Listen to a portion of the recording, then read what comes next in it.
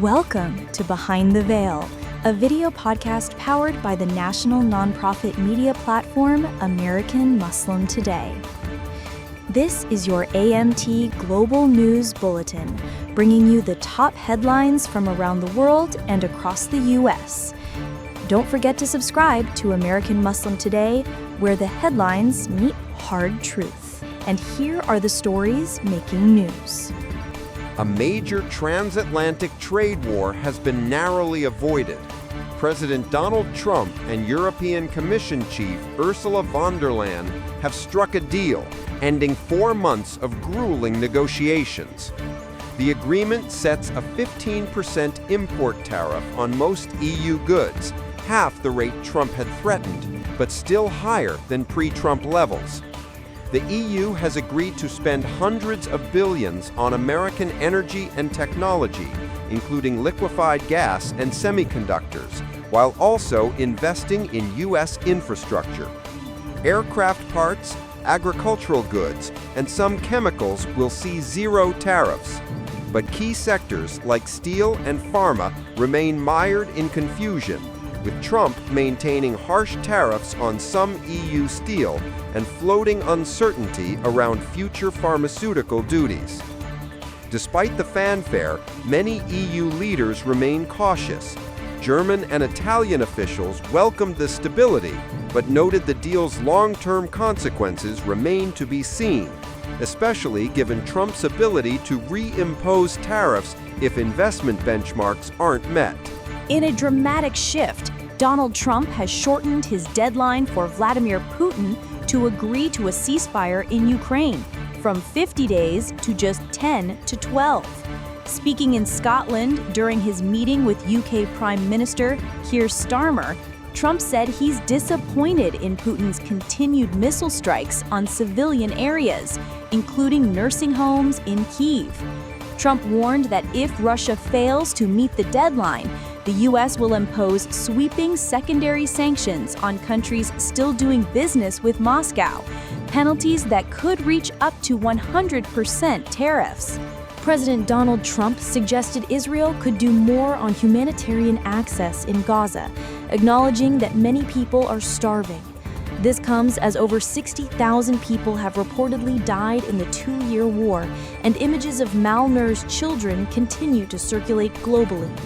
The UN's aid chief, Tom Fletcher, told the BBC that recent aid deliveries were just a drop in the ocean. During the Trump-brokered ceasefire, Gaza saw up to 700 trucks of aid per day. Yesterday, only 120 arrived, many of which were looted by desperate civilians.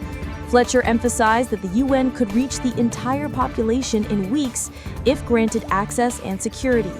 He criticized Israel-backed aid efforts and warned that without long-term humanitarian corridors, Gaza will continue to face mass starvation.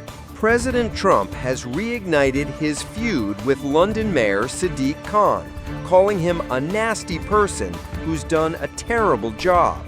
The remarks came during a press conference in Scotland and follow years of personal attacks between the two leaders. This is not the first time the United States leader has attacked Sir Sadiq. In 2019, he called London's mayor, who was re-elected for a third term in 2024, a stone-cold loser who should focus on crime in London. Prime Minister Keir Starmer Khan intervened when Trump condemned Sir Sadiq, saying, "He's a friend of mine, actually." In response, a mayoral spokesperson said Sir Sadiq was delighted that President Trump wants to come to the greatest city in the world. Trump will visit the UK again in September as a guest of King Charles III, with formal state events planned at Windsor Castle. Donald Trump is once again facing questions about his ties to Jeffrey Epstein.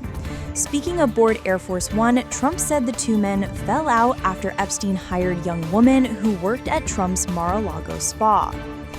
The answer is yes, they were, Trump said. While Trump hasn't been accused of wrongdoing, his comments have revived scrutiny over what he knew just a day earlier. He had vaguely accused Epstein of stealing people, but didn't mention they were young women. The White House recently said Trump banned Epstein from MarALago for being a creep. Now Trump says the staff poaching and Epstein's behavior were sort of a little bit of the same thing. Back in 2019, reports suggested their rift was over a real estate deal.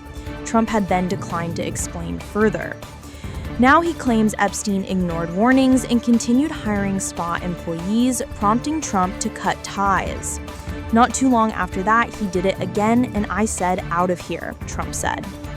He also said one of those women may have been Virginia Giuffre, a leading Epstein accuser who died earlier this year.